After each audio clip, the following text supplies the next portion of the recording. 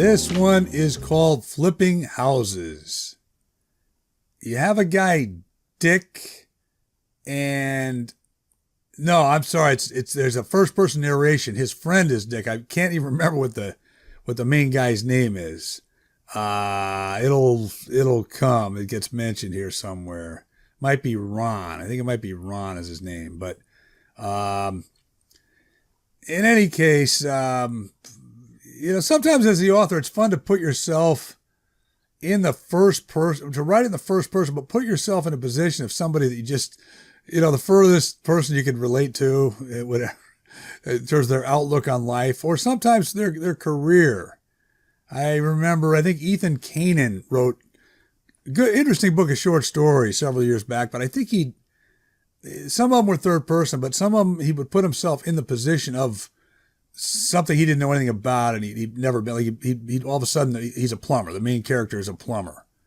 And whereas Ethan Kanan in real life was, probably, college educated, high degrees and all that stuff, probably didn't spend any time as a plumber. If he did, he might have learned it, but he certainly was not a professional plumber as a job. He was an academic person. But either way, it's fun to put yourself in these positions sometimes. So here I decided to make it first person. And the guy, he's a weird guy. And he's got this girlfriend, Connie, and they live actually in Chico, which I think it's Chico, which is near the university, which is actually where the fire is raging right now that I just mentioned, I think in the last video, that campfire, supposedly the most, devastating wildfire in California history going on right now. But in any case, I guess they're graduates. It's not clear, but I think they graduated from the university, Chico State University, and then they're hanging around. They're working now in Chico, and so they're probably not that old. Maybe mid-20s type of thing, whatever. But anyway, he's pretty tight with this woman, Connie. I guess they live together, and then she's getting ready to go to work. He's out there just sort of seeing her off, and some guy comes jogging by. Some jogger, and he clears his throat and pulls up all this phlegm and then does a big spit kind of in the road or on the sidewalk, and which Dick just hates. And he makes a comment, and oh my God, Jesus, what's going on? Come on, what's this guy doing here? And the guy didn't look good. He had a shirt off. Dick just didn't like anything about the thing. And Connie then defends the guy. She's a jogger, and she just matter of fact mentions that, it's, I spit when I run too. Yeah, sometimes you have to, you spit. And Dick can't get past that at all. So he ends up, following her on her next run, but, secretly kind of following her behind on a bicycle where she doesn't see him, but trying to see, is she going to spit on the run? And so, a few people have told me it's a little bit like a Seinfeld episode, I guess, but there's a little more of a serious undertone to it as well, I think. And but bottom line is he can't get past that. That beautiful girlfriend and sweet in every way, and everything is good. And then he even goes to a bartender and runs it by this old time bartender, and the guy sort of knows her because she's been in a few times with him, and the guy just says, so what, so she spits, you're an idiot, but he still can't get past it. And then his friend Dick, who he thought was his friend, they kind of cross paths a little bit in there. So it's a simple story, I guess, a little bit of a, of a romance sort of, gone wrong and partners switching around a little bit, that kind of thing. But it all starts with that kind of weird premise that, he can't picture her spitting, and once she tells him that's the end. He can't get past that. Okay. Flipping houses. Things were going fine for the first 8 or 9 months we'd been living together, until she said something I couldn't get past. I told my friend Dick the next morning while we were warming up on the racquetball court. We were in the driveway, I said. I just checked her oil. She was getting in the car to go to work, and I kissed her goodbye, and so on. Hard to see it deteriorating too badly from there, Dick said. Just then a severe animal-like friggin' sound comes from across the street. It's a guy jogging who has blown his nose or partially thrown up or God knows what. Ah, Christ, I hate that, Dick said. First of all, a lot of them look terrible out there to start with, all grungy, and then to subject people to bodily noises on top of it. Yeah, this one looked bad, and no shirt, which made it worse. But Connie, she defends the guy. What? She said he had to spit was all. She said she can understand it because she spits herself when she runs. Dick stopped with the racquetball warm-up. I said, see what I mean? That's disgusting, Dick said. Pretty little girl like that? I've been trying to picture it ever since. Is she spitting because she's out of breath and doesn't want to have to swallow, or is she pulling up phlegm? What is it? I always wanted to fuck Connie, you can probably tell. Or does she just assume that's what athletes do? Not that I'd classify her as one. But now that might be tough, Dick said. What are you talking about, I said. I may as well lay it out, Dick said, since we're both human beings here. That's a fine piece of ass. Shoot me. It is that, I'll admit. Not quite as dynamic in the buff, but they never are. Dick said, so what are you going to do about it? Ask her to explain herself, I guess. Which could end up being no big deal, Dick said. Maybe, I said. Connie was a highly organized person. She'd meditate every morning for 20 minutes before coffee. She'd shop Thursday nights at Trader Joe's, hair appointment first Tuesday of the month, hike every other Saturday with her friend Marie at Bidwell Park. She rarely missed the Jimmy Fallon opening monologue, always turning off the TV and the lights at the commercial, the window open a crack. 4 days a week she'd come straight home from work, change, and take her run, always the same, across the State College campus to the Esplanade, where she picked up the dirt trail, continuing over the little bridge to East Street, west to North Avenue, and back down. This time I followed her on my bike. It was November and it got dark by 5:30, but the route was lit well enough. Connie had on a fluorescent green windbreaker and little yellow shorts, which, up close in better light, you could see the outline of the thong through, something I had mentioned to her, but she didn't seem to care. I had to loop around a bit to slow myself down, but I kept a pretty steady beat on her, and so far there was no evidence of her spitting. Maybe she'd just been referring to a one-shot deal where she got a bunch of gnats in her mouth or something, and I was starting to loosen up. There was an Indian restaurant on East Street that had a buffet we liked, authentic and a good deal, full of college students, and she was passing it now.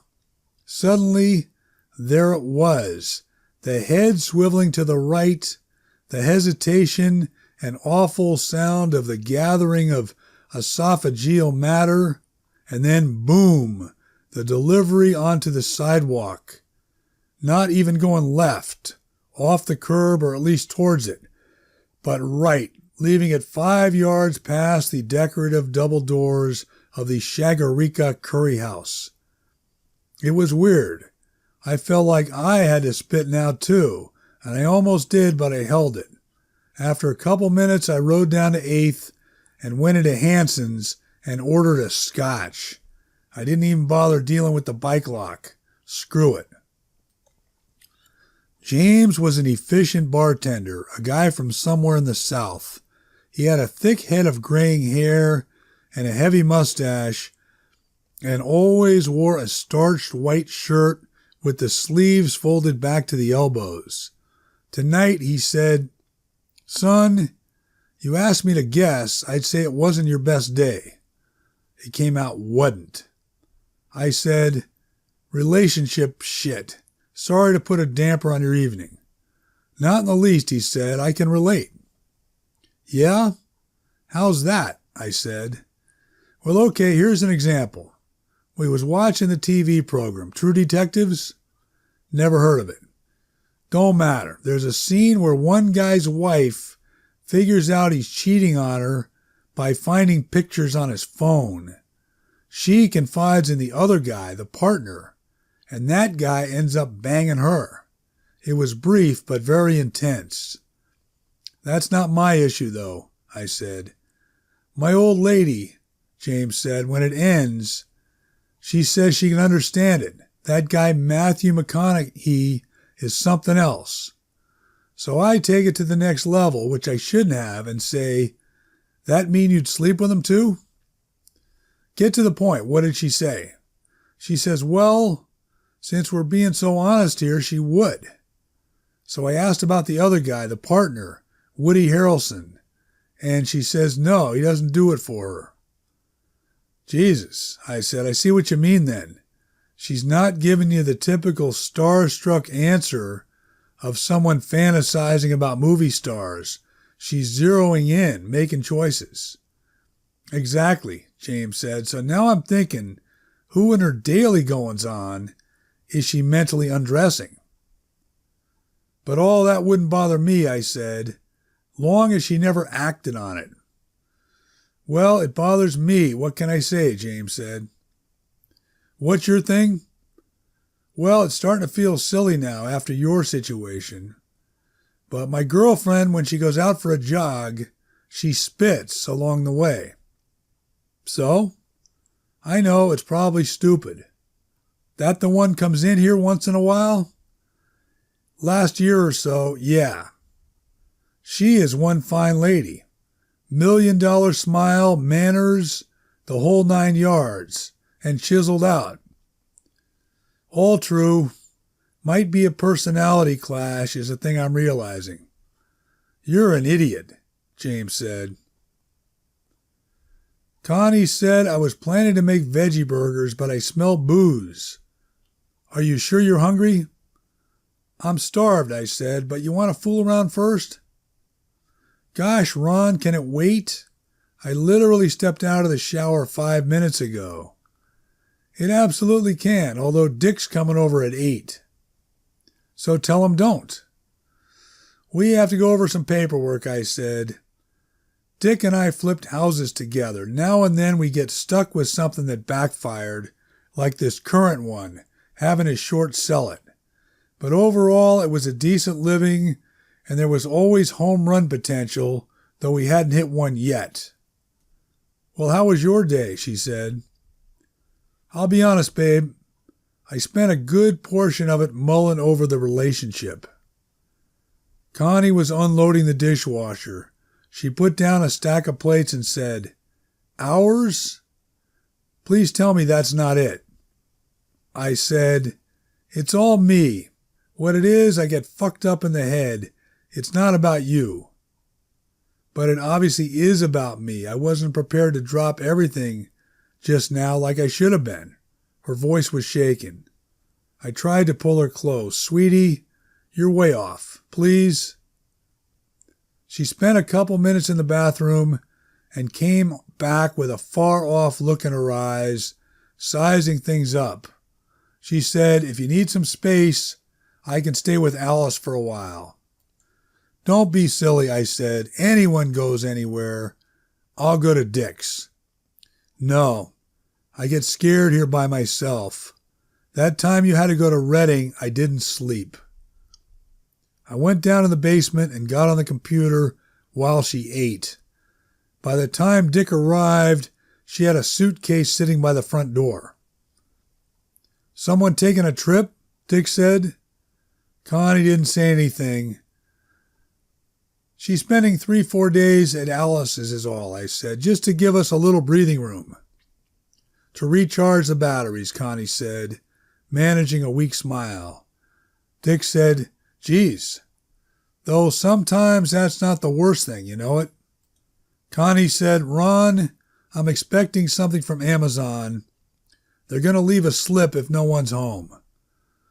Please don't be sweating the small stuff right now, I said, but don't worry, I got everything. Connie slung a big bag over her shoulder, grabbed her suitcase, and was out the door. What the hell happened, Dick said. That thing I was telling you about, I said. It came up again. What, the guy ran by and spit again and she defended him? No, she spit herself. I saw her do it this time. Holy Toledo. So she wasn't joking. You know something, I said? You're starting to piss me off. You know her personality. When have you seen her joke around? I didn't mean it like that, man. I'm just saying you might have been embellishing it that first time, without meaning to. Asshole, I said. She spit tonight on her run, on east between Cusick and Alamo. What, you followed her to make sure? Yep. Ron, with all due respect, Connie doesn't deserve that. Is that right? I said, opening the door and waiting until Dick got out of my face. A couple days went by, and I was starting to miss Connie. Friday was one of her running nights, and I tried to time it. Setting off from Alice's apartment would alter her route a bit, but she'd end up on the Esplanade and so forth for the bulk of it. It was an unseasonably warm evening. Northern California was struggling with a drought, and the weather was haywire. I got as far as the strip mall above the medical center when I saw on the next block what appeared to be Connie coming toward me the wrong way, walking and on her phone. I angled my bike off the Esplanade and waited. When she passed by, she had her pink shorts on with a sweatshirt tied around her waist and just her running bra on top. Under the street lamps, the sweat was glistening off of her, and her skin was browner than I remembered. She was off the phone, walking with a slight limp. I followed her south for a couple minutes until a car pulled up near the intersection of East Washington, and she got in. It was a white Subaru wagon, Dick's. On the way home, I stopped and sat on a bench outside the campus student rec center. Groups of kids were pouring in and out, and you could see silhouettes of people exercising through the vaulted windows. There was all this energy. Occasionally you heard splashing and laughter from the outdoor pool. Connie answered on the second ring. How'd you end up at Dick's? I said. She said, What, Ron? You follow me not once, but twice now? You bastard. You were limping, I said. Well, I pulled a calf. Very slight, but I didn't want to chance it. Alice didn't work out? No, her boyfriend was there the whole time. It was awkward. But Dick's isn't? It's comfortable. He's a good host. Dick was clever. After college, he'd bought a 4-bedroom tract house on Hazel Street, low cash with the owner carrying back. Dick rented out 3 rooms, which paid for everything, and put money in his pocket. Where are you sleeping? I asked Connie. In the living room, she said, on the couch. But there was a slight bobble. Which means you're banging him, I said. What do you want from me, Ron? How is it? I'm not going to talk about it.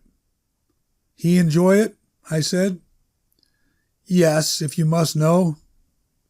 Have a nice life, I said.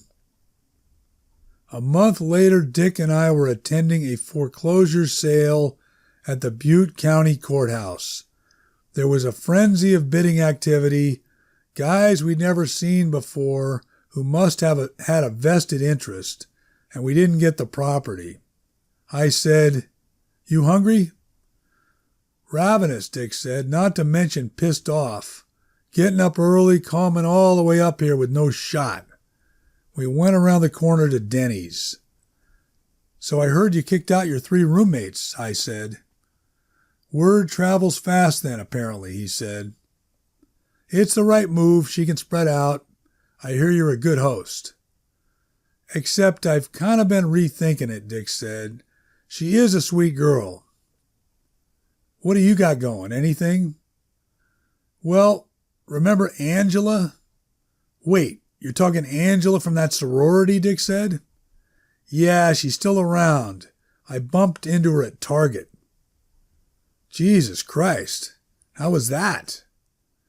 Great so far. Unbelievable, if you want to know the truth. I'll bet. She must exercise, body like that. She works out at home, I said. She's got a yoga mat and videos. That it? Far as I know, something I'll have to keep an eye on, of course. Yeah, you will, Dick said. But Angela, fuck.